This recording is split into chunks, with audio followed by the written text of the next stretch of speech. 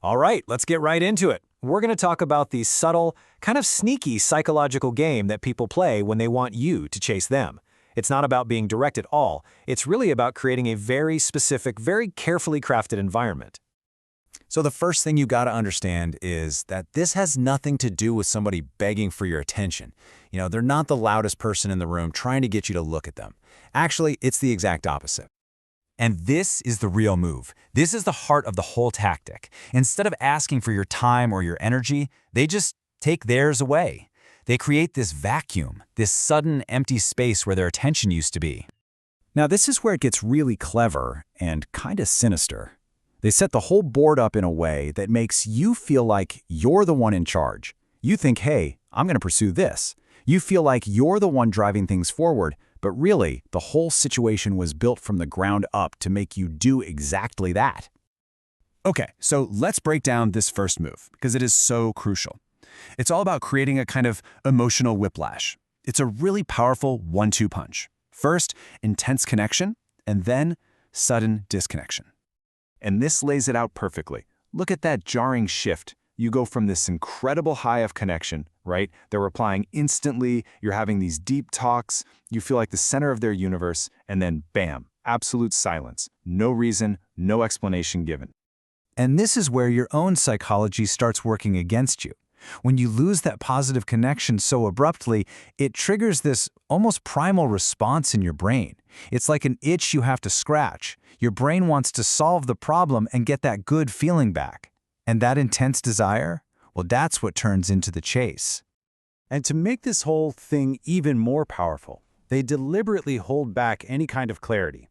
Right when you'd expect an explanation or even just a quick, hey, I'm swamped, you get nothing. Just a void. This right here explains the whole principle. Our minds are wired to find patterns, to get to the end of the story. So when a story is just left hanging in the middle, we become obsessed with trying to figure out the ending ourselves. Your mind literally starts chasing the answers they refuse to give you. Okay, so that's the first move. Let's move on to the next phase and see how this one-off trick builds into a predictable, repeatable cycle that's basically designed to keep you hooked. This 4-step loop is just devastatingly effective. So just when you've had enough, you decide, okay, I'm done chasing. They throw you a breadcrumb, a tiny text, a like on your photo.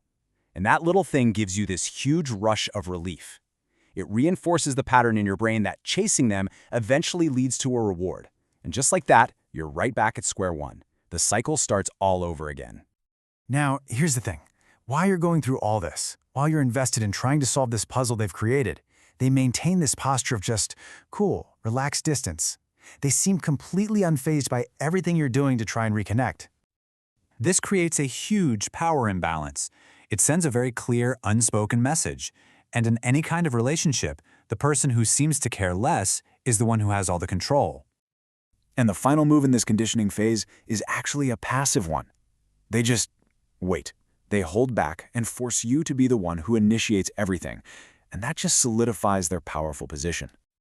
Yep, they're just waiting for you to put your cards on the table, for you to send that first text after a long silence, for you to show some vulnerability, for you to put in the effort. The second you do any of those things, you've invested, and now they have leverage. The chase is officially locked in. So, after all this, what's the point? What is the actual goal of this entire dynamic? What's the end game for the person who's setting all these traps? Look, it is so important to reframe what's going on here. This is not some playful, romantic courtship. It's not a charming game of cat and mouse. It is a strategic play for control and for validation, whether they're conscious of it or not. Think about it this way. By pulling their attention away, they get to control the entire tempo of the interaction. And by just waiting for you to make a move, they control where it's all going. Their inaction is actually what dictates everything. And this is the most powerful move you have. It's your escape hatch. If you just refuse to play, if you simply stop chasing, you flip the entire board over. The whole structure they've built just collapses, because it absolutely depends on you participating. And that really brings us to the final and most important question you have to ask yourself. Just recognizing that it is a game is the first step. But the next step is realizing that you never actually chose to play. You were conditioned into it.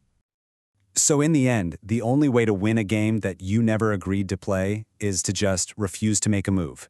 You stay aware of these dynamics, you hold on to your own power, you maintain your sovereignty, and when you do that, you become untouchable.